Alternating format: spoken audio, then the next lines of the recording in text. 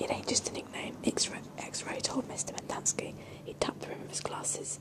I can see inside you, Mum. You've got a big fat heart. The last boy either didn't have a real name or else didn't have a nickname. Both Mr. Pendanski and X-Ray called him Zero. You know why his name's Zero, said Mr. Pendanski? Because there's nothing inside his head. He smiled and playfully shook Zero's shoulder. Zero said nothing. And that's Mum, a boy said. Mr. Pendanski smiled at him. If it makes you feel better to call me Mum, Theodore, go ahead and call me Mum. He turned to Stanley. If you have any questions, Theodore will help you. You got that, Theodore? I'm depending on you. Theodore spit a thin line of saliva between his teeth, causing some of the other boys to complain about the need to keep their home sanitary. You were all new here once, said Mr. Pendanski, and you all know what it feels like. I'm counting on every one of you to help Stanley. Stanley looked at the ground. Mr. Pendanski left the tent, and soon the other boys began to file out as well, taking their towels and change of clothes with them. Stanley was relieved to be left alone, but he was so thirsty he felt as if he would die if he didn't get something to drink soon. Hey, Theodore, he said, going after him. Do you know where I can fill my canteen? Theodore whirled and grabbed Stanley by his collar. My name's not Theodore, he said. It's Armpit. He threw Stanley to the ground. Stanley stared up at him, terrified. There's a water spigot on the wall of the shower stall.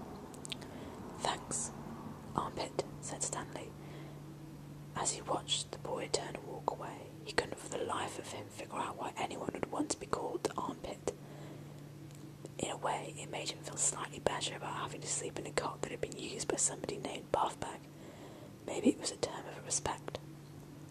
Stanley took a shower, if you could call it that, ate dinner, if you could call it that, and went to bed, if you could call his smelly and scratchy cot a bed. Because of the scarcity of water, each camper was only allowed a 4-minute shower. It took Stanley nearly that long to get used to the freezing water. There was no knob for hot water. He kept stepping into and then jumping back from the spray until the water shut off automatically. He never managed to use any of the bar of soap, which was just as well because he wouldn't have had time to rinse off the suds. Dinner was some kind of stewed meat and vegetables. The meat was brown, the vegetables had maybe once been green.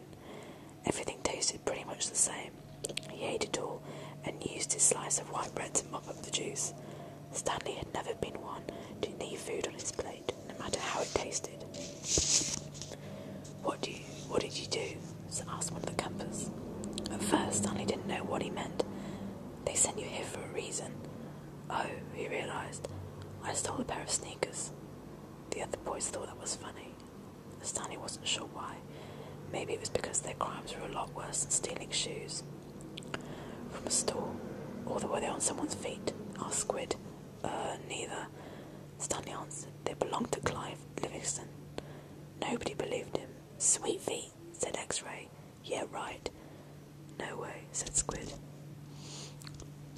Now, as Stanley lay on his cot, he thought it was kind of funny in a way. Nobody believed him when he said he was innocent, and now when he said he stole them, nobody believed him either. Clyde Sweetfeet Livingston was a famous baseball player. He had led the American League in stolen bases for over 3 years. He was also the only player in history to ever hit 4 triples in one game. Stanley had a poster of him hanging on the wall of his bedroom. He used to have that poster anyway. He didn't know where it was now. It had been taken by the police and was used as evidence of his guilt in the courtroom. Clyde Livingston also came to court. In spite of everything, when Stanley found out that Sweetfeet was going to be there, he was actually excited about the prospect of meeting his hero. Clyde Livingston testified that they were his sneakers and that he had donated them to help raise money for the homeless shelter. He said that he couldn't imagine what kind of horrible person would steal from a homeless child. That was the worst part for Stanley. His hero thought he was a no good, dirty, rotten thief. As Stanley tried to turn over in his cot, he was afraid it was going to collapse under all his weight. He barely fit in it. When he finally managed to roll over onto his stomach, the smell was so bad that he had to turn over again and try to sleep on his back. The cot smelled like sour milk. Though Although it was night, the air was still very warm. Armpit was snoring 2 cots away.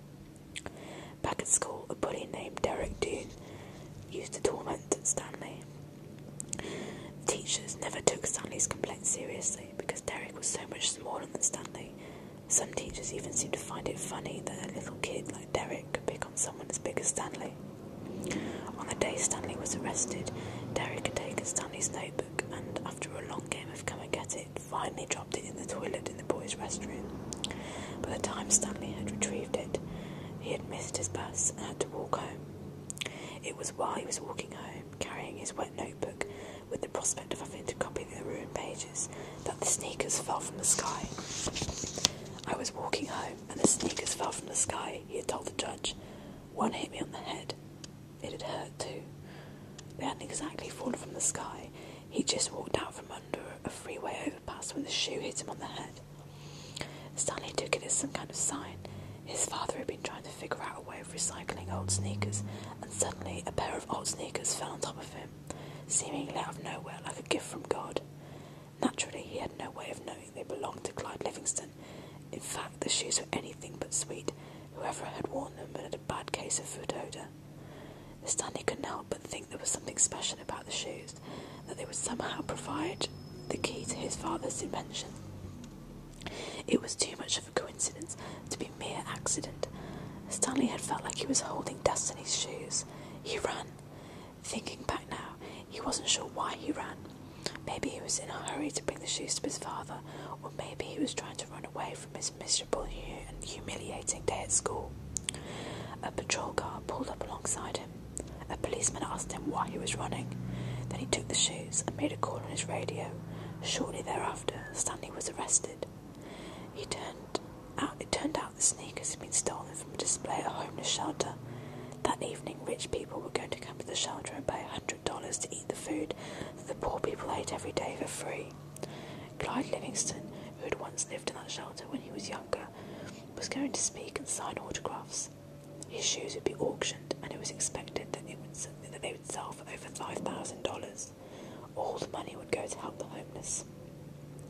Because of the baseball schedule, Stanley's trial was delayed several months. His parents couldn't afford a lawyer.